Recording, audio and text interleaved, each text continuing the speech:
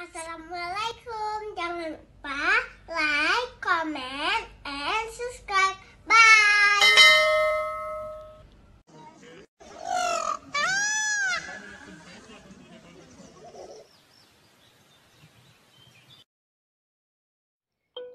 Ikhlas Hati Channel. Ikhlas mencari ilmu agama, ikhlas dalam beribadah, semoga mendapat ridho dan rahmat dari Allah Subhanahu wa Ta'ala. Amin ya Rabbal Alamin.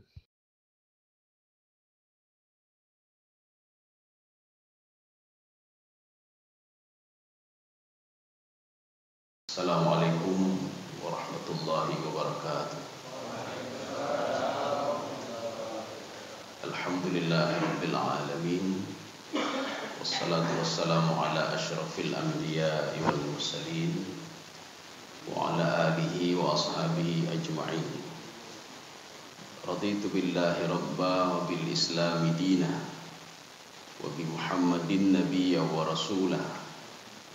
Rabbi shrah li sadri wa yassir li amri wahlul 'uqdatam min lisani yafqahu qawli. Allahumma ij'al jam'ana hadza jam'an marhuma wa tafarruqana min ba'dihi tafarruqan ma'suma. Kaum muslimin dan muslimat sidang jamaah zuhur yang dirahmati Allah. Di dalam sebuah hadis Rasulullah sallallahu alaihi wasallam bersabda, la salata liman lam yaqra bi Fatihatil Kitab. Jadi tidak ada pahala salat dan tidak ada salat bagi dia yang tidak membaca surah Al-Fatihah, ya. Ini juga muncul beberapa pemahaman-pemahaman dari para ahli hadis, kemudian para ahli fikih. Bagaimana yang dikatakan tidak membaca Al-Fatihah? Ini sebenarnya kita bukan kajian fikih pada kesempatan ini, kita kajian tafsir surah Al-Fatihah. Jadi makanya surah Al-Fatihah ini kalau ibarat kita baca buku, itu abstraknya Al-Quran. Kalau kita ingin tahu isi Al-Quran, maka bacalah surah Al-Fatihah. Maka kalau kita merujuk ke dalam tafsir Al-Qurtubi, salah satu yang membuat iblis itu menjerit dan takut sekali ketika diturunkan surah Al-Fatihah. Makanya iblis itu menjerit dan berteriak itu pada 4 hal. Yang pertama, hina lu'ina, ketika dia dilaknat oleh Allah. Yang kedua, hina uhbita minal jannah, ketika iblis itu dikeluarkan dari nikmat Allah Subhanahu wa taala. Yang ketiga, hina bu'itsa Muhammad sallallahu alaihi wasallam, ketika diutus Nabi Muhammad sallallahu alaihi wasallam. Yang keempat, hina nuzilat suratul Fatihah, ketika diturunkan surah Al-Fatihah. Maka dia takut sekali kepada surah Al-Fatihah. Karena di dalam surah Al-Fatihah itu, kalau kita merujuk ke dalam kitab yang dikarang oleh Dr. Ali As-Sabuni, ada Ayatul Ahkam namanya. Jadi Ayatul Ahkam itu menjelaskan kenapa Al-Fatihah itu begitu berharga sekali. Sehingga apa? Di dalam Al-Fatihah itu mencakup semua isi Al-Quran. Jadi bukan berarti begini nanti, sudah baca Quran, sudah baca Fatihah. Artinya kalau baca Fatihah kan isi Al-Quran semuanya. Kita tanya berapa kali khatam sudah? Sehari 5 khatam. Ada 5 Fatihah baca dulu. Bismillahirrahmanirrahim. Bukan itu maksudnya. Jadi kita jangan salah nanti. Jadi artinya bukan berarti baca Al-Fatihah kita sudah menghatam seluruh Al-Quran, tidak. Al-Fatihah itu di dalam Al-Fatihah mencakup semua isi Al-Quran. Maka kalau kita ingin membaca buku, tidak perlu kita baca semuanya. Tidak perlu baca semuanya. Kalau kita ingin tahu isinya. Jadi bukunya tebalnya 1000 halaman atau ribuan halaman. Kita cukup melihat abstraknya saja. Ketika melihat abstraknya, kita sudah tahu isinya. Kita lihat buku lain, saya sudah tahu isinya. Untuk lebih detail lagi, maka kita harus membaca seluruhnya. Tapi secara umum kita sudah tahu isi di dalam buku itu dengan membaca abstraknya saja. Jadi maksud Rasulullah begini, kalau Fatihah saja kita tidak paham, apalagi yang lain. Ya. Makanya Al-Fatihah itu dianggap oleh Rasulullah SAW, man lam yaqra' bi Fatihatil Kitab, la salata liman lam yaqra' bi Fatihatil Kitab. Jadi tidak ada salat, tidak ada pahala salat kalau orang itu tidak membaca Al-Fatihah. Ini masalah pertama. Masalah yang kedua, ada orang membaca Al-Fatihah, ya, tetapi salah. Ini bagaimana salatnya ini? Kalau kita merujuk ke dalam fikih madzhabul arba'ah, ada fikih 4 mazhab, atau ke dalam kitab fikih Islami wa adilatuhu. Kalau seseorang itu membaca Al-Fatihah kemudian salah barisnya, tidak merubah artinya, maka salatnya tetap sah walaupun dibenci. Ya, mana contohnya? Bismillahirrahmanirrahim. Sebenarnya kita baca Bismillahirrahmanirrahim. Kita baca Nur Rahim. Ini ketika dirubah barisnya maka tidak merubah artinya, maka salatnya sah. Tapi ketika bacaannya salah dan bisa merubah arti, maka tidak sah salatnya. Jadi kita baca Bismillah, kita baca Bismillahirrahmanirrahim. Atau kita baca Bismillahirrahmanirrahim. Atau kita baca Bismillahirrahmanirrahim. Alhamdu, yang benar begitu, alhamdu. Tapi kita baca Alhamdulillahirabbil alamin. Alhamdu itu artinya laknatlah bagi Allah. Itu berasal dari kalimat hamidah. Alhamdulillah, laknatlah bagi Allah, kematianlah bagi Allah. Bayangkan saja kita salat menghadap Allah tapi kita sudah mencaci maki Allah Subhanahu wa taala. Maka ulama 4 mazhab itu sepakat, kalau kita membaca Al-Fatihah kemudian salah dan merubah arti, batalat salatuhu, salatnya batal. Inilah yang dikatakan di dalam sebuah hadis Rasulullah sallallahu alaihi wasallam. Nanti akan datang umatku nanti, kata Rasulullah, pada saat ada zamannya nanti, mereka itu salat 60 tahun lamanya. 60 tahun salat. Artinya apa? Ada umur dia 70 atau 80 tahun. Artinya dia habiskan waktunya 60 tahun untuk melakukan ibadah salat. Tetapi kata Rasulullah, tidak satu rakaat pun diterima oleh Allah. Kan rugi kita. Kita sudah salat 60 tahun. Kita sudah puasa. Sekarang coba kita tanya pada diri kita sendiri. Kalau ada umur 70 tahun berarti 60 tahun kita sudah puasa Ramadan. Kalau kita umur 50 tahun berarti 40 tahun kita sudah puasa Ramadan. Tetapi coba lihat pada diri kita. Apakah perubahan yang signifikan yang sudah ada pada diri kita? Kita biasa saja. Puasa Ramadan sudah 40 tahun, 50 tahun, tapi tidak ada perubahan sama sekali. Dengki sama orang lain masih ada, korupsi masih ada, menzalimi orang lain masih ada, mengambil hak orang lain juga masih ada, makan haram juga masih ada. Artinya apa? Puasa kita itu tidak membentuk karakter kita sedikit pun. Salat kita itu tidak membentuk karakter kita sedikit pun. Ya. Kaum muslimin sedang jemaah dirahmati Allah. Ini gara-gara apa? Gara-gara bacaan yang salah tadi. Bacaan yang salah, Al-Fatihah. Kaum muslimin sedang jemaah dirahmati Allah. Kita ya, jadi contoh seperti tadi bismillah. Itu bismillah itu dengan dosa Allah. Setiap hari kita ngomong seperti itu. Setiap hari kita membaca ayat seperti itu. Kapan mau diterima salat kita? Ya. Kaum muslimin sedang jemaah dirahmati Allah. Nanti kita bisa buka dialog. Kita bisa buka dialog nanti di akhir ini. Ada kira-kira ini sampai jam berapa? Jam 2. Nanti sebelum jam 2 kita buka dialog. Jadi dinamakan surah Al-Fatihah karena surah ini surah pembuka. Dinamakan surah Al-Fatihah karena di dalam surah Al-Fatihah ini mengandung semua isi Al-Quran. Dinamakan surah Al-Fatihah itu sebagai Ummul Kitab. Jadi arti Ummul Kitab, ketika kita salat itu kita disuruh baca Al-Fatihah. Kenapa? Di dalam Al-Fatihah itu sudah mengandung semuanya. Cuma nanti ada beberapa kontroversi ya, muncul beberapa pemahaman-pemahaman. Maka kita jangan langsung menyalahkan orang lain. Ada imam nanti ketika salat jahar, salat jahar, Allahu Akbar. Ada nak baca bismillah dia. Alhamdulillahirabbil alamin. Nah, sebagian mengatakan hanatah bayang, mana baca bismillah ya. Hanatah bayang ya. Nanti ada juga akan kita jawab nanti, Pak. Yang benar sebenarnya bagaimana? Ada yang mensirkan bismillah. Bismillahirrahmanirrahim. Alhamdulillahirabbil alamin. 2. Yang ketiga, ada yang mengatakan harus baca bismillah. Bismillahirrahmanirrahim. Alhamdulillahirabbil alamin. Itu yang benar yang mana? 3-3 benar.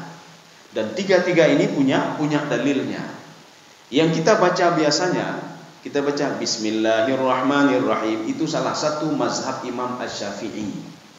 Maka kalau kita merujuk ke dalam tafsir Al-Baydawi, Imam Al-Baydawi, pemahaman beliau itu lebih condong kepada Imam Asy-Syafi'i. Imam Asy-Syafi'i mengatakan Bismillah adalah bahagian daripada Al-Fatihah. Kalau seorang tidak membaca Bismillah berarti sudah menghilangkan satu ayat Al-Fatihah. Makanya Al-Fatihah tinggal 6 kata beliau. Ini menurut Imam Asy-Syafi'i. Imam Asy-Syafi'i punya dalilnya. Mana dalilnya? Jadi ketika Rasulullah SAW dalam sebuah hadis qudsi, hadis ini kita ketemukan juga di dalam tafsir Al-Baydawi. Apa kata Rasulullah? Mau enggak saya ajarkan kalian itu sab'ul mathani? Arti sab'ul masani, 7 ayat yang selalu diulang-ulang di dalam salat. Bahkan kita itu sampai 17 rakaat, berarti 17 kali kita mengulang. Maka setiap rakaat itu wajib membaca Al-Fatihah, baca bismillah sampai terakhir Al-Fatihah. Maka kata Imam Asy-Syafi'i, hadis yang dikutip oleh Imam Asy-Syafi'i dalam Imam Al-Baydawi dalam tafsir beliau mengatakan, Rasulullah mengatakan kepada sahabatnya, mau enggak saya ajarkan kalian sab'ul mathani? Awwalahunna bismillahirrahmanirrahim. Pertamanya Al-Fatihah itu adalah bismillahirrahmanirrahim. Makanya Imam Asy-Syafi'i beliau berkesimpulan kalau seandainya bismillah itu adalah bahagian daripada Al-Fatihah. Makanya kalau kita menjadi makmum, jadi bukan makmum, masbuk ya, kita terlambat. Jadi kita masuk, ya ini contoh salat duhur tadi. Salat duhur tadi ada yang terlambat, masbuk ketika imam itu sudah rukuk. Ketika masbuk masuk, apakah dia langsung, kebiasaan yang kita lihat kan begini, ini yang salahnya. Allahu Akbar, dia langsung rukuk dia. Kenapa? Karena dalam pemahaman dia, seorang itu bisa mendapatkan 1 rakaat apabila dia bisa rukuk bersama imam ya. Dia bisa rukuk bersama imam. Padahal ada yang keliru di situ. Keliru yang pertama, dia tidak takbiratul ihram. Takbiratul ihram kan tidak dilakukan. Dia langsung Allahu Akbar, dia langsung. Padahal yang sebenarnya adalah takbiratul ihram dulu. Allahu Akbar. Kemudian setelah itu baru dia mengejar imam. Allahu Akbar. Itu namanya takbir intiqal namanya. Kalau kita bermazhab Syafi'i, Imam Asy-Syafi'i mengatakan bismillah Al-Fatihah itu wajib, memang harus. Tetapi kalau masbuk cukup matayassara minhu, apa yang mudah saja dari bacaannya. Allahu Akbar, bismillahirrahmanirrahim, Allahu Akbar. Jadi baca itu saja. Maka kalau kita tidak baca, kita bermazhab Syafi'i, Allahu Akbar, Allahu Akbar, kita belum baca Fatihah lagi. Artinya 1 rakaat itu kata Imam Syafi'i, walaupun kita bisa ikut imam pada rukuk, maka tidak dianggap. Kenapa? Fatihah tidak kita baca. Kaum muslimin sedang jemaah dirahmati Allah. Maka walaupun kita masbuk, kita terlambat, takbiratul ihram dulu, Allahu Akbar. Maka Imam Syafi'i mengatakan di dalam kitab beliau, faqra ma tayassara minal Fatihah, ma tamakkana, ma amkana minal Fatihah. Jadi bacalah apa yang memungkinkan dari Fatihah. Bismillahirrahmanirrahim, Allahu Akbar. Jadi langsung bisa ikut imam, maka dapat satu rakaat. Ini pendapat yang pertama. Pendapat yang kedua, itu Imam Hanafi, Imam Hambali. Imam Hanafi dan Imam Hambali ini sebagaimana yang terjadi di Masjidil Haram, Masjid Nabawi, dan kebanyakan di daerah-daerah Timur Tengah itu mereka tidak membaca bismillah. Jadi artinya mereka langsung Alhamdulillahi Rabbil Alamin Ar-Rahmanir Rahim. Sekarang kalau kita lihat itu pendapat Imam Hanafi dan Hambali, berarti kan sudah tinggal 6 ayat lagi Pak, bukan 7 ayat. Tetap 7 ayat. Sekarang kita lihat kalau dengan baca bismillah. Bismillahirrahmanirrahim. Alhamdulillahi Rabbil Alamin Ar-Rahmanir Rahim Maliki Yaumiddin Iyyaka na'budu wa iyyaka nasta'in Ihdinas siratal mustaqim Siratal ladzina an'amta 'alaihim ghairil maghdubi 'alaihim waladdallin. 7. Sekarang kalau tanpa bismillah. Alhamdulillahi Rabbil Alamin Ar-Rahmanir Rahim Maliki Yaumiddin Iyyaka na'budu wa iyyaka nasta'in Ihdinas siratal mustaqim Siratal ladzina an'amta 'alaihim ghairil maghdubi 'alaihim waladdallin. Ya. Artinya nak perlu karu-karu ni. Tak perlu ribut-ribut. Ini ketika datang ke Masjidil Haram, ana fahimumnya. Kita berani mengatakan imamnya itu tidak sah. Padahal kita yang tidak punya ilmu. Mereka punya dalil landasan hadis dari Aisyah. Hadis dari Aisyah, kita tidak perlu ragu dengan Aisyah ini.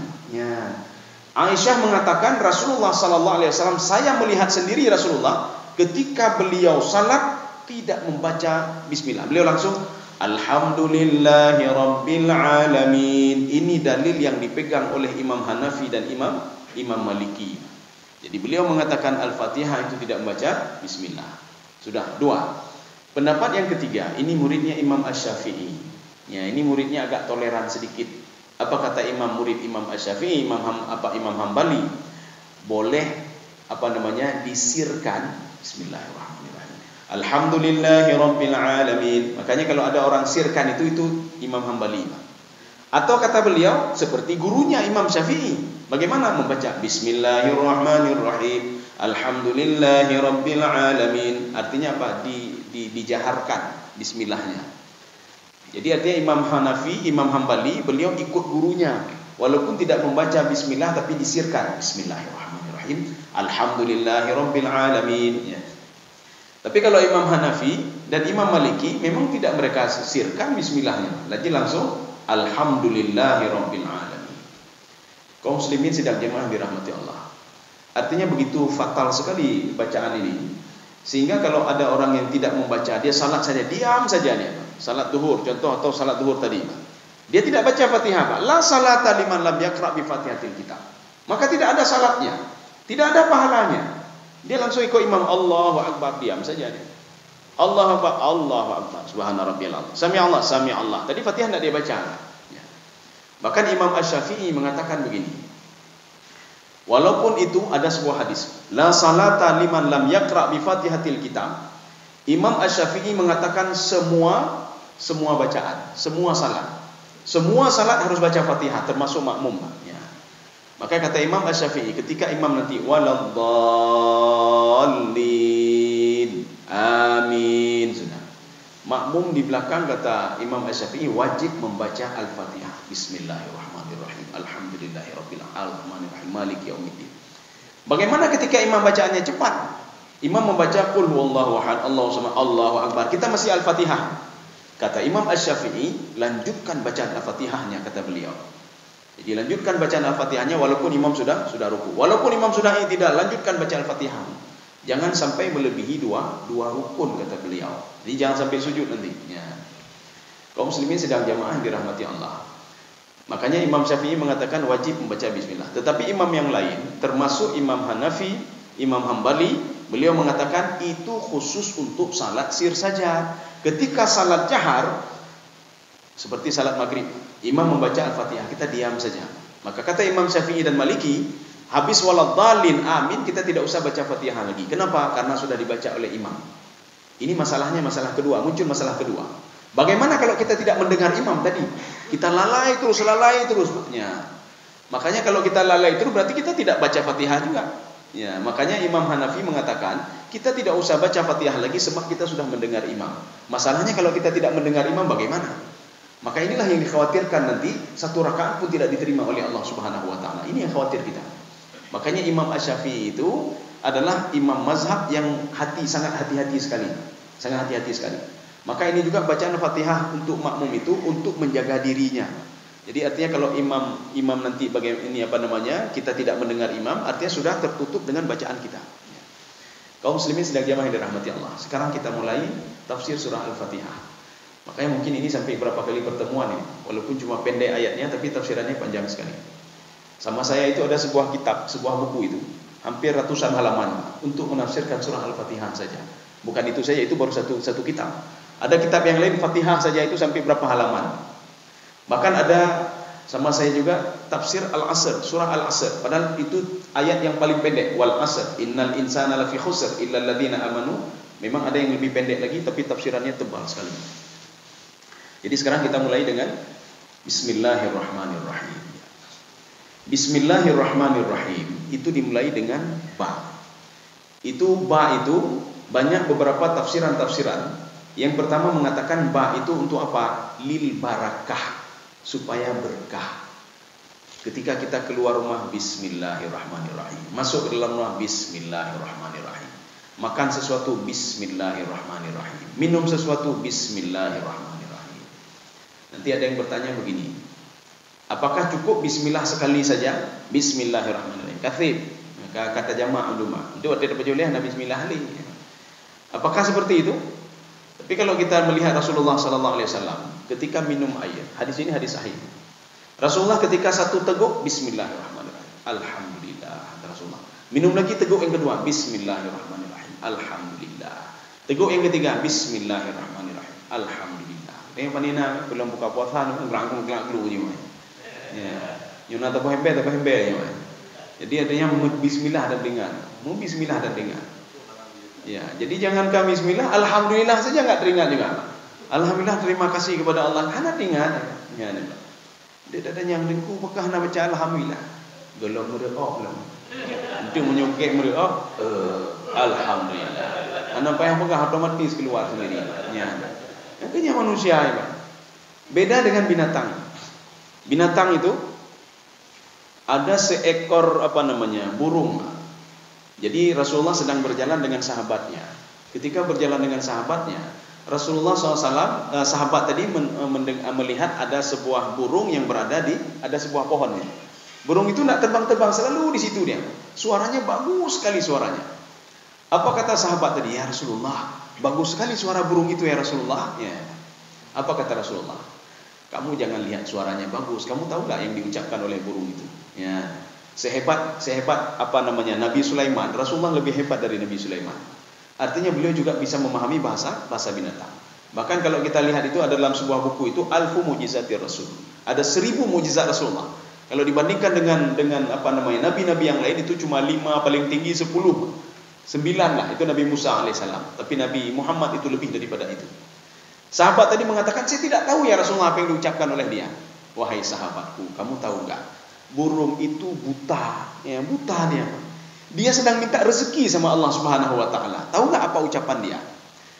Khalaqtani a'ma wa qad kuntu ju'an fa at'imni ya Allah. Ya Allah, Engkau ciptakan saya buta ya Allah. Dari kecil saya buta, sampai sekarang saya buta. Tidak mungkin saya mencari rezeki, mencari makanan ke sana kemari ya Allah. Saya sudah lapar sekali ya Allah. Berikanlah makan kepada saya. Nah, itu pun melekai wa Allah. Tahu dia mintanya kepada Allah Subhanahu wa taala. Walaupun dia binatang, dia tidak punya akal. Ketika itu apa? Faja'al jaradu fadakhala ila famihi. Masuklah seekor belalang ke dalam mulutnya. Fabtala'ahu. Dia telan belalang itu. Fasyakara rabbahu. Dia bersyukur kepada Allah sehingga mengeluarkan suara yang bagus lagi. Rasulullah bertanya kepada sahabatnya, wahai sahabatku, kamu tahu enggak apa yang dikeluarkan yang dikatakan oleh burung itu? Tidak ya Rasulullah. Yang jelas suaranya makin bagus lagi dibandingkan suara yang pertama. Dia sedang bersyukur kepada Allah, berterima kasih kepada Allah. Ucapan dia itu alhamdulillahilladzi la yansa man dzakarahu. Itu diulang-ulang terus oleh burung tadi. Alhamdulillahilladzi la yansa man dzakarahu. Jadi terima kasih ya Allah, Engkau tidak pernah lupa kepada makhluk yang terus berzikir kepadamu ya Allah. Ya. Binatang yang tidak punya akal, dia tahu berterima kasih kepada Allah. Kita kalau tidak punya apa-apa, omanya, kibannya, hana tepu-tepu rezeki, hana tepu hana. Ketika diberikan rezeki sedikit oleh Allah, kok sedikit sekali rezeki saya ini? Protes lah Pak. Diberikan banyak oleh Allah, tetangga saya kok lebih banyak lagi. Ya. Tidak pernah dia mensyukuri nikmat Allah. Makanya rezeki kita itu kadang-kadang diputuskan oleh Allah. Hana hijau, kadang-kadang hana hijau. Ya penjerah kadang supaya kita teringat kepada Allah. Tapi binatang tadi continue diberikan oleh Allah. Continue terus diberikan oleh Allah. Kenapa? Dia terus mengingat Allah. Dia terus ketika diberikan nikmat, walaupun kecil nikmat itu, adalah seekor belalang yang masuk ke dalam mulut dia, tapi dia tahu berterima kasih kepada Allah. Dia mengatakan alhamdulillah, terima kasih ya Allah. Alladzi la yansa man dzakarahu. Ya. Makanya kalau kita mendengar suara burung cicim ya, kita jangan pikir, malah gak ada tu, mungkin kena kita nyoi Pak. Kita nyoi kena ali cicim. Ya. Mungkin ada kita yang pelihara cicim cici tu, malah gak ada tu, padahal kena kita nyoi Pak. Kurung aja itu Pak. Kan kurung lun Pak. Ya, Pak. Atau macam-macam lah nanti. Jadi artinya apa? Binatang itu dia dia minta rezeki kepada Allah, dia berterima kasih kepada Allah, dan dia juga berdoa. Makanya kalau Rasulullah mengatakan kalau kita ingin bersedekah, jadi tumbuh-tumbuhan yang tumbuh di depan rumah kita, kalau ada burung yang memakan, itulah sedekah untuk dia. Sempat dia berdoa kepada Allah, ya rezeki dia hendak betul-betul hujung oleh Allah Subhanahu wa taala. Ini masalahnya sekarang, ketika datang binatang itu tahu dia, ya juga. Mungkin gara-gara doanya dia, tumbuhan kita itu tidak tumbuh lagi, Pak. Ya. Kaum muslimin sedang jemaah dirahmati Allah. Padahal dia kan makan cuma sedikit dia makan. Padahal itu Rasulullah mengatakan itu sadaqatan lahu, itu sedekah untuk dia, dan dia terus berdoa kepada Allah Subhanahu wa taala. Ini bab yang pertama, bab berkah namanya. Makanya di dalam sebuah hadis, termasuk ini ada di dalam tafsir Al-Baydawi, dalam tafsir Ibnu Katsir. Apa kata beliau? Beliau mengutip hadis Rasulullah, setiap perbuatan yang tidak dimulai oleh bismillahirrahmanirrahim fahuwa aqta', amal ibadah itu terputus. dan tidak berkah. Maka ketika kita kalau ingin berkah, dari pertama berangkat dari rumah, bismillahirrahmanirrahim. Ketika mau kerja kita bismillahirrahmanirrahim. Apa saja bismillahirrahmanirrahim. Walaupun kita tidak nanti ada doa khusus masuk ke dalam masjid, keluar masjid, doa masuk WC, doa keluar WC. Ya. Walaupun ada doa khusus seperti itu, karena kita tidak hafal, bismillah saja kita baca. Kalau di Brunei itu, setiap kantor itu ada bacaannya di depan. Di meja rapat itu ada bacaan juga. Sebelum rapat bacalah doa ini. Makanya yang pimpin rapat, mari kita baca doa dulu. Ya. Salah satu yang mereka baca adalah wal asr innal insana lafi khusr illal ladzina amanu wa amilus shalihat. Maka sebelum kita ikut rapat tenang hati. Ada benar. Yang kita nyobain kalau mulai rapat kata benar alemai. Habis rapat kata benar alemai. Kenapa? Karena tidak dimulai dengan bismillahirrahmanirrahim.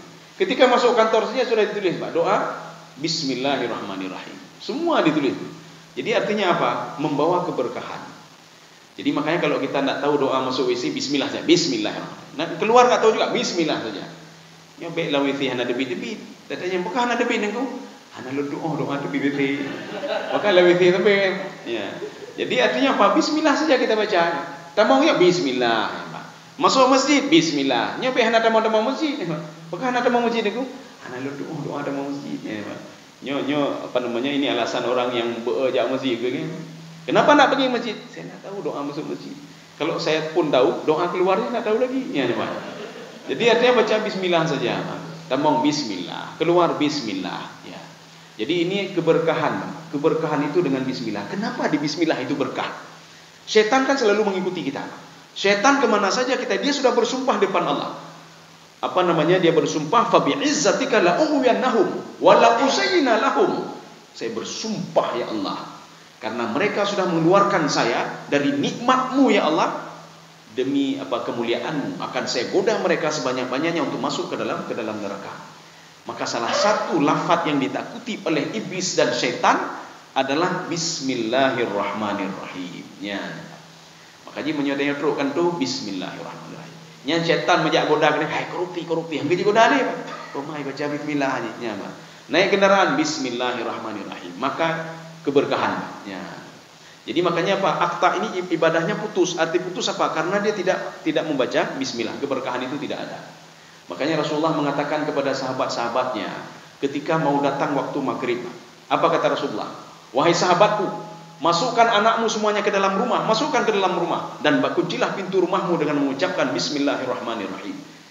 Artinya apa? Setan kalau sudah kita ucapkan bismillah, hampir dia mau ngelej, Pak. Kenapa? Karena dia takut dengan bismillah itu. Tutuplah makananmu dengan mengucapkan bismillahirrahmanirrahim. Tutuplah bejana airmu dengan mengucapkan bismillahirrahmanirrahim.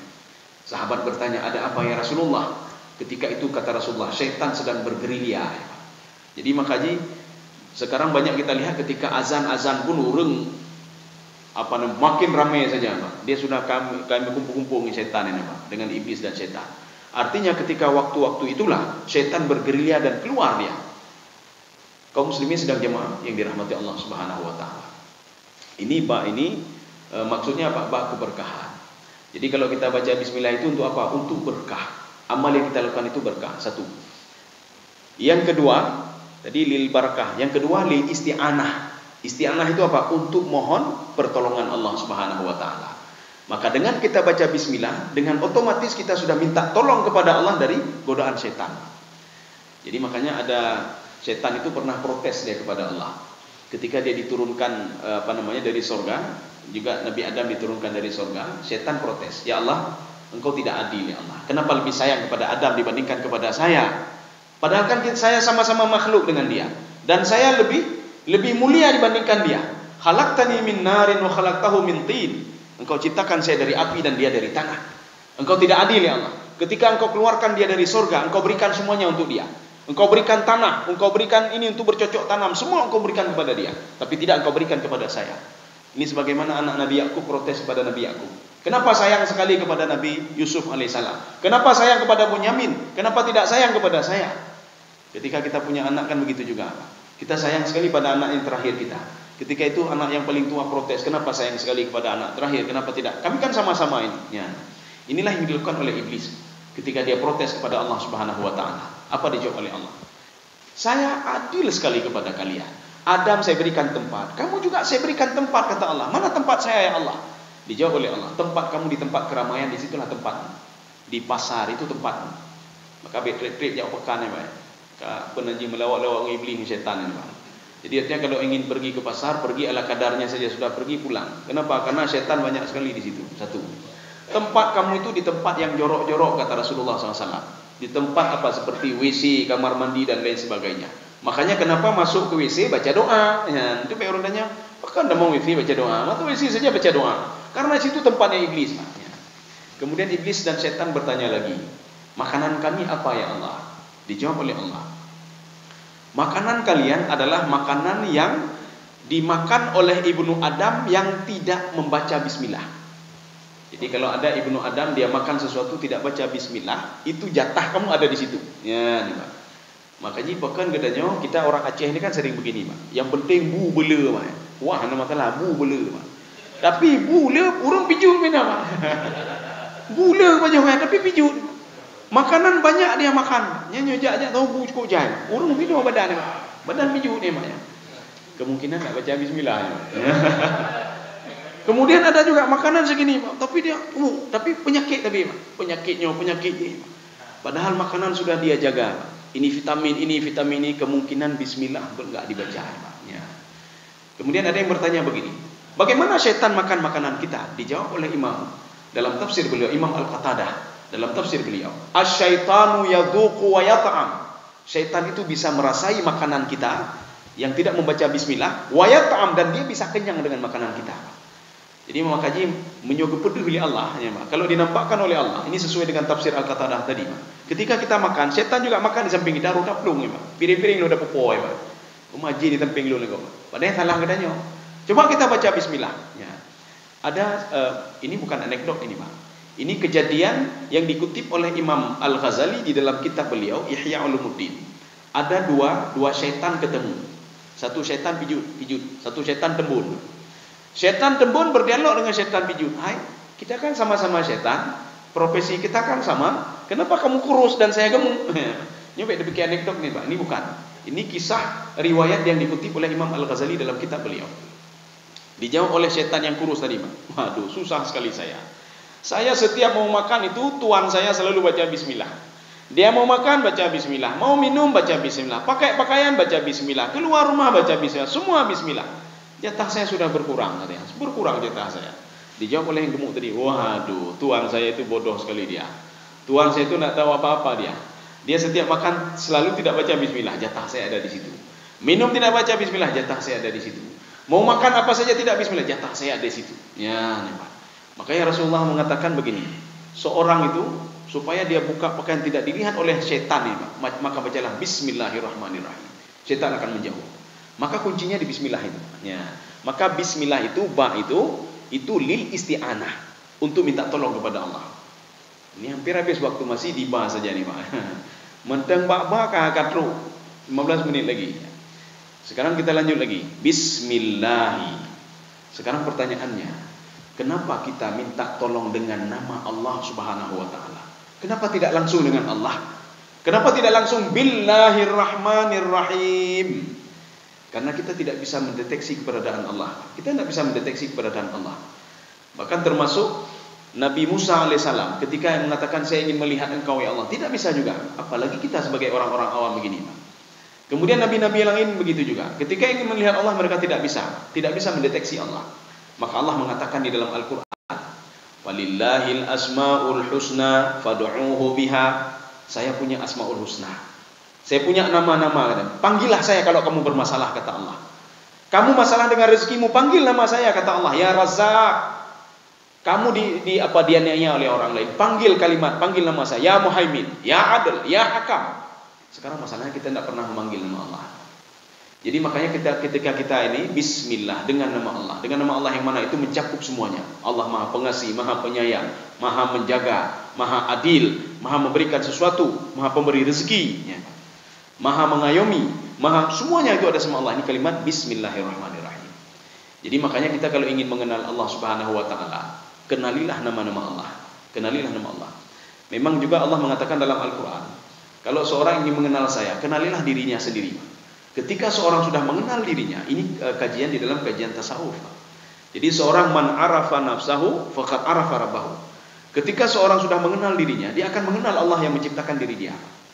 Ini kita kan hebat sekali, manusia ini kan hebat sekali. Manusia hebat sekali. Pikirannya hebat sekali, hatinya hebat sekali. Kecerdasannya juga luar biasa. Tapi anehnya begini manusia itu ya. Kita ketika melihat HP itu hebat sekali, Pak. Ada HP canggih. HP itu bukan harga 4 juta saja, ada yang 20 juta, ada yang 30 juta HP itu. Kita kagum sama HP itu, tapi kita tidak pernah kagum yang merakit HP itu siapa. Tidak pernah tahu kita namanya siapa. Kita kagum kepada satu mobil itu hebat sekali, fasilitasnya hebat sekali, tapi kita tidak pernah mengenal siapa yang buat mobil itu. Kita mengagumi matahari luar biasa. Dengan adanya matahari ada terjadi proses fotosintesis. Kalau tidak ada matahari, tidak ada pembuahan. Ini sama seperti kaum Nabi Nuh alaihissalam ketika diazab oleh Allah 40 tahun tidak ada hujan. Hujan tidak ada. Kalau tidak ada hujan mau apa mau jadinya? Tidak ada hujan. Ya. Tanaman semuanya mati.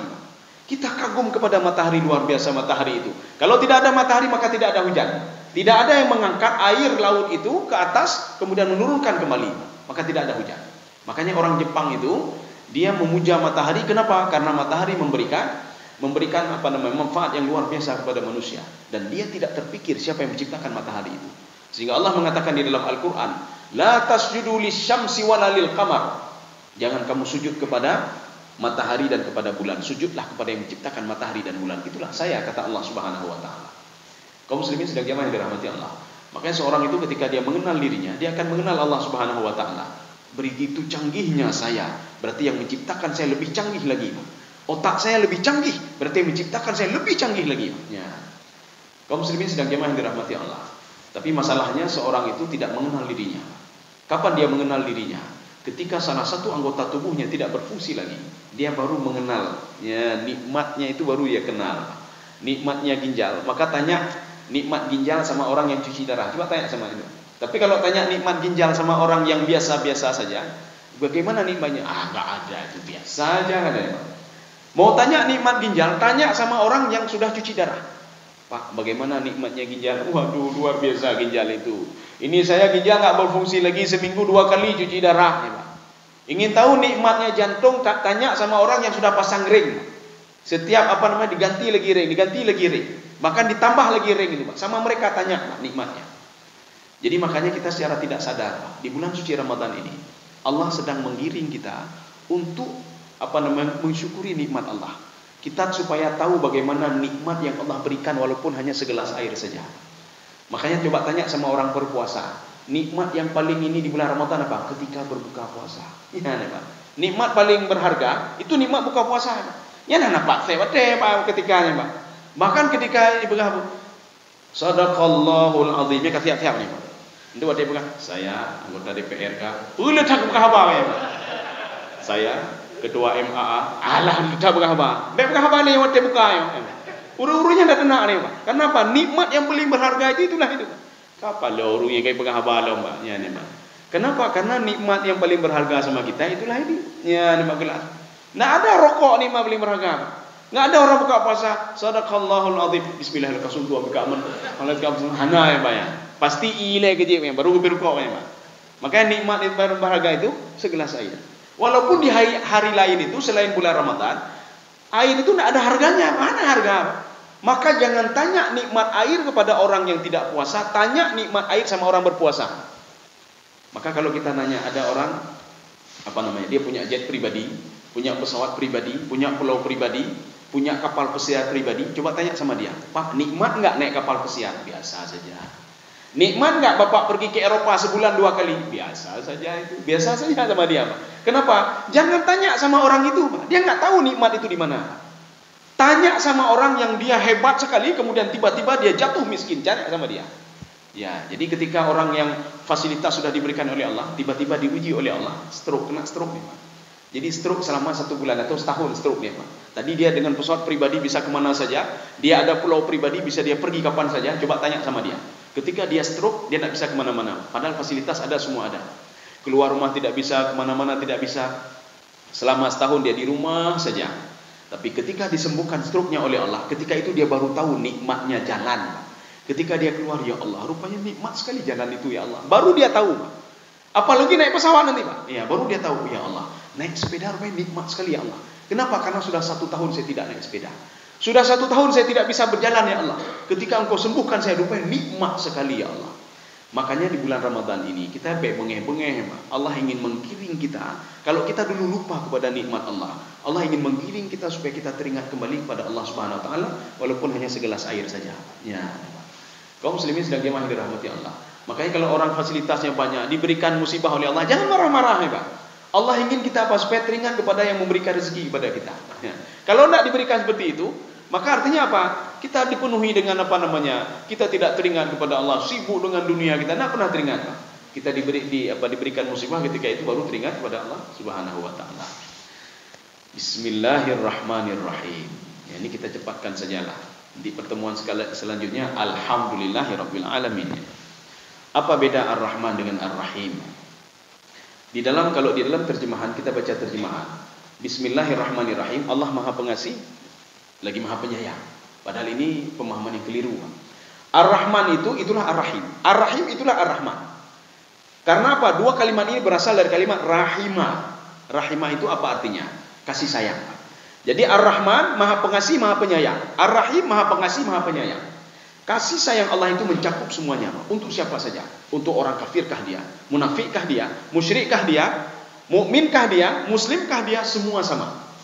Jadi tidak mentang-mentang gara-gara orang mukmin diberikan rezeki yang banyak. Tidak. Orang kafir juga demikian. Karena itu mereka adalah makhluk Allah Subhanahu Wa Taala. Fir'aun diberikan nikmat oleh Allah. Qarun diberikan nikmat oleh Allah. Numrud diberikan nikmat oleh Allah. Maka Allah katakan di dalam Al-Quran itu, wa ma kana ata'u rabbika mahdhura. Pemberian Allah itu tidak ada yang bisa menahan, tidak bisa.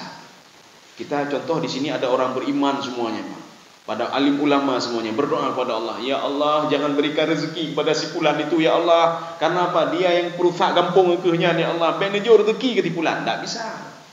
Ya Allah jangan berikan rezeki kepada si fulan itu, sembahyang pun tidak dia, salat tidak, ibadah tidak, tahan rezeki dia, tidak bisa, tidak bisa. Wa makana atau rabbika mahdura. Karena sifat Allah itu Ar-Rahman, Ar-Rahim. Jadi kasih sayang Allah itu meliputi semuanya. Ini kalau Ar-Rahman ya, Pak. Jadi artinya semuanya, munafikkah dia, musyrikkah dia, semua diberikan rezeki oleh Allah Subhanahu Wa Taala. Artinya apa? Allah sayang sekali kepada makhluknya. Allah sayang kepada Fir'aun, Allah sayang kepada Numrud, Allah sayang kepada Raja Bakhtansar, seorang raja yang sangat zalim sekali, sampai-sampai Taurat dia bakar, Pak. Tapi Allah sayang sekali kepada dia. Kalau Allah tidak sayang kepada mereka, dalam detik itu sudah dihancurkan. Tetapi tidak. Allah kirim Nabi Musa alaihissalam kepada Fir'aun. Dakwahi dia baik-baik. Faqula lahu qawlan lainan. Dakwahi secara baik-baik, secara santun. Ya. Dakwahnya bukan sehari 2 hari, sampai bertahun-tahun mendakwahi Fir'aun. Kalau Allah benci kepada Fir'aun, dalam detik itu langsung dibalik Mesir itu dibalik dan ditenggelamkan oleh Allah Subhanahu Wa Taala. Tapi tidak. Ya. Ini Ar-Rahman, Allah Subhanahu Wa Taala. Ar-Rahim itu apa? Ar-Rahim itu kata Ibnu Abbas. Ar-Rahim itu cuma dipersiapkan untuk orang-orang yang patuh dan taat kepada Allah ketika di padang mahsyar nanti. Makanya orang munafik tidak dapat lagi, orang kafir tidak dapat lagi. Maka yang dapat itu cuma orang-orang yang patuh dan taat kepada Allah. Tapi kalau Ar-Rahman semuanya diberikan oleh Allah. Kalau ada orang yang tidak mau mencari ini, maka nggak dapat, ya nggak dapat. Kalau ada orang yang diberikan, maka dapat dia. Ya.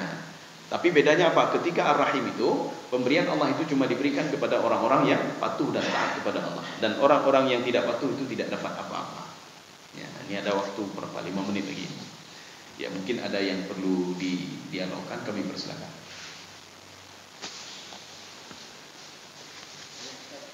Iya. Ada 2 pertanyaan dari yang pertama. Iya. Itu tadi ada 4 hal yang menyebabkan iblis itu takut ya. Iya, iya. Yang keempat itu kan diturunkan Al-Quran. Iya, iya. Nah, kalau kita itu kalau kita itu di malam hari yang gelap di tempat yang baru, Iya. ketika bulu kudu kita merinding, Iya. biasanya itu kita baca ayat kursi, Ustaz. Iya, iya. Nah, kalau itu saya apakah ketika misalnya nih kita bertemu dengan iblis yang nampak Iya. ataupun tak nampak, apakah yang kita baca itu ayat kursi Iya. atau Al-Quran, ayat atau Al-Fatihah? Iya, iya, iya. Nah, yang kedua, saya pernah ikut sholat Jumat, Iya. kan? Itu ketika kita mau sholat, imam pernah menyampaikan ketika itu dibaca Al-Fatihah di ayat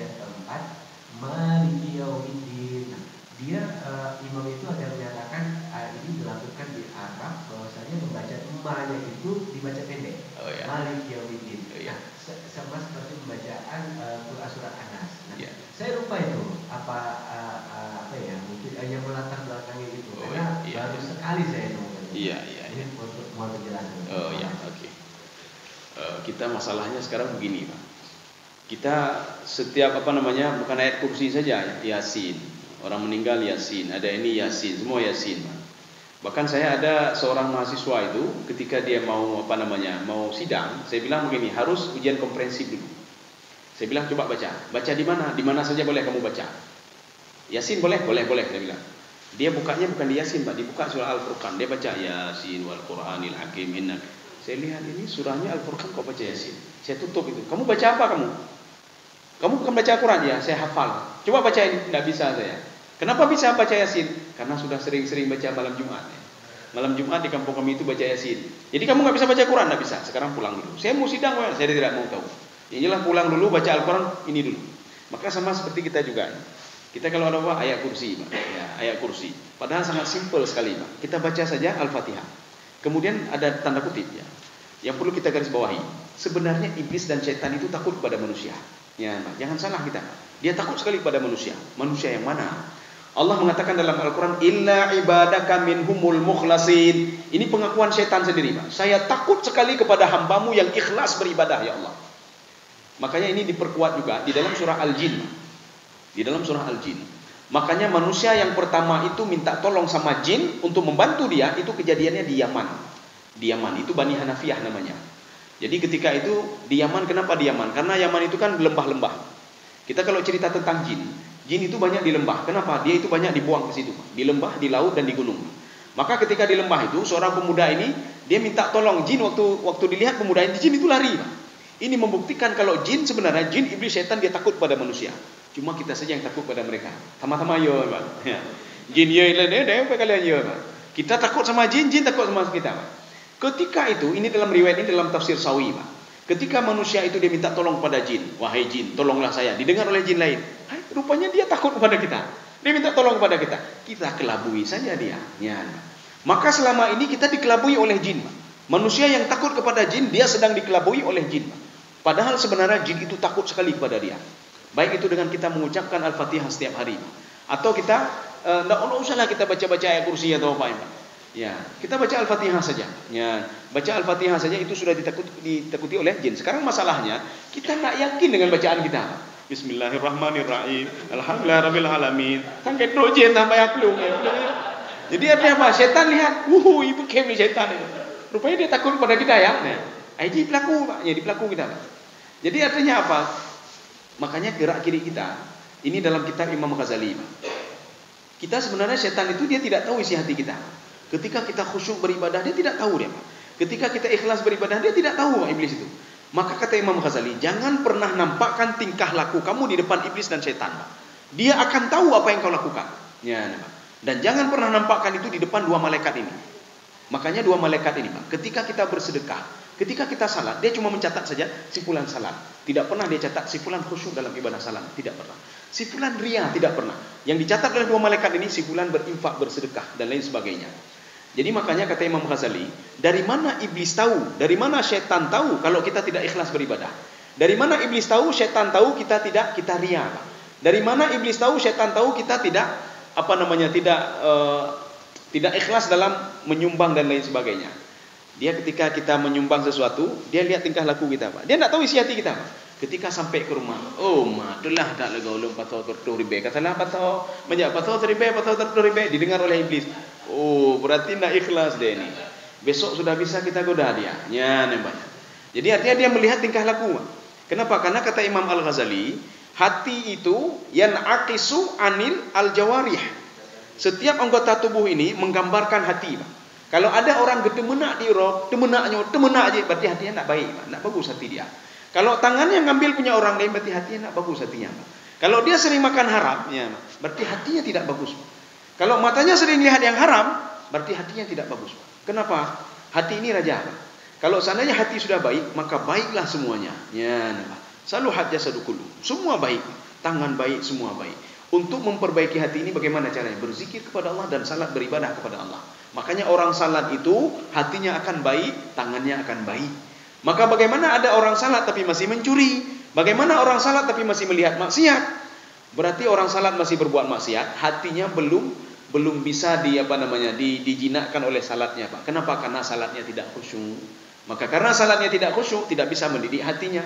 Karena hatinya tidak bisa dididik, maka hatinya jahat. Karena hatinya jahat, maka tangannya juga jahat, matanya juga jahat. Maka jangan salahkan tangan kalau berbuat maksiat, salahkan hati ini, Pak. Makanya ketika di hari kiamat nanti yang dikejar oleh api neraka itu allati tattali'u 'alal afidah. Hati ini yang dikejar oleh dia, Pak. Karena sumber maksiat itu di hati ini, Pak. Yang buat tangan itu jahat, hati ini, Pak. Yang buat mata lihat maksiat, hati ini, Pak. Maka kenapa kita disuruh salat, Pak? Untuk menjinakkan hati ini. Maka kalau orang sudah jinak hatinya, semua akan jinak. Raja sudah jinak, semua rakyatnya akan jinak. Kalau rakyat tidak jinak, berarti hatinya tidak jinak juga. Ya, satu. Kemudian yang kedua, bacaannya boleh dua. Maliki yaumiddin. Boleh baca Maliki yaumiddin. Ya, ini qiraah sab'ah namanya. Bacaan-bacaan ini. Contoh lain lagi begini. Kalau kita pergi ke di Sudan itu ada masjid namanya Masjid At-Talafah namanya. Tapi punya orang Yaman, Pak. Saya merasa ini ada apa dengan masjid ini? Salasah itu 3 namanya. 3, artinya 3. Saya penasaran dengan masjid ini. Itu masjidnya ada 3 kali besar di masjid ini, 2 lantai lagi. Saya penasaran. Saya salat di situ di masjid itu. Rupanya imam di situ dia membaca qiraat Allahu Akbar. Jadi dia baca apa? Ihdinas siratal mustaqim. Ihdinas siratal mustaqim. Siratal ladzina an'amta 'alaihim. Siratal ladzina an'amta 'alaihim waladdallin. Kita kalau enggak paham ni apa baca imam ya ni, Pak. Yang aliran sesat apa Pak? Ya baca ihdinas siratal mustaqim. Ziratal ladzina an'amta 'alaihumu waladdallin. Aliran sesat apa enggak, Pak? Padahal bacaan itu sampai sekarang ada di Arab. Ihdinas siratal mustaqim itu adalah bacaan Bani Atrah. Bani Atrah sampai sekarang mereka kalau salat itu bacanya seperti itu. Jadi makanya masjid itu masjid kerukunan namanya. Kerukunan apa? Di situ banyak qiraat-qiraat. Imam itu untuk menghormati makmumnya, maka menurut saya namanya salasah itu apa? Bacaannya boleh lebih daripada 2 yang dibaca. Maka imam itu ketika baca ihdinas siratal mustaqim, ihdinas siratal mustaqim, siratal ladzina an'amta 'alaihim an'amta 'alaihum siratal ladzina Jadi bacaannya boleh 2. Sekarang kalau Bapak tidak percaya, coba buka saja YouTube-nya. Saya belum pernah buka juga ya. Buka YouTube, coba lihat bagaimana Bani Atrah itu salat. Ya. Dan ini pernah dilakukan oleh Rasulullah SAW. Mereka membaca ihdinas siratal mustaqim. Zirat itu Bani Atrah sampai sekarang. Kita bisa melihat di dalam tafsir Ibnu Katsir. Maliki yaumiddin, Maliki yaumiddin. Ya. Tetapi tidak Malikin Nas. Tidak boleh baca Malikin Nas. Tidak boleh baca. Kenapa? Rasulullah tidak pernah membaca seperti itu. Rasulullah membaca Malikin Nas. Tapi Rasulullah pernah membaca 2. Maliki yaumiddin, Maliki yaumiddin. Bedanya apa? Kalau Maliki yaumiddin itu artinya ketika nanti di padang mahsyar itu manusia sudah dibangkitkan semuanya, semua manusia itu milik Allah. Semua malaikat itu milik Allah. Apapun yang Allah inginkan terserah Allah pada waktu itu. Ini namanya Maliki yaumiddin. 1. Yang kedua, dibaca Maliki yaumiddin artinya raja. Raja penguasa. Di dalam tafsir Al-Baghawi dibaca Maliki yaumiddin karena Allah ketika di padang mahsyar nanti ya'muru wa yanha, menyuruh dan melarang. Kamu tidak boleh ke sana, kamu ke sana, kamu tidak boleh ini, kamu ini. Yang berhak menyuruh dan melarang adalah raja. Maka dibaca dengan Maliki yaumiddin. Ya, boleh dua-dua bacanya. Makanya nanti ada lagi di dalam ayat Al-Qur'an, jangan salah-salah kita nanti ada alaihumu seperti tadi. Kemudian za dibaca sa, bukan dirubah-rubah, tidak. Tetapi memang itu qiraat namanya. Itu qiraat namanya. Ya, sampai sekarang qiraat itu masih dibaca oleh orang-orang Arab. Demikian. Saya rasa cukup baik. Apa masih ada lagi?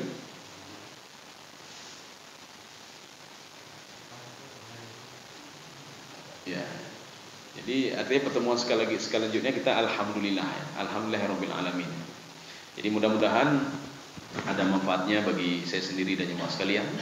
Subhanakallah bihamdika asyhadu an la ilaha illa anta astaghfiruka wa atubu ilaik. Assalamualaikum warahmatullahi wabarakatuh.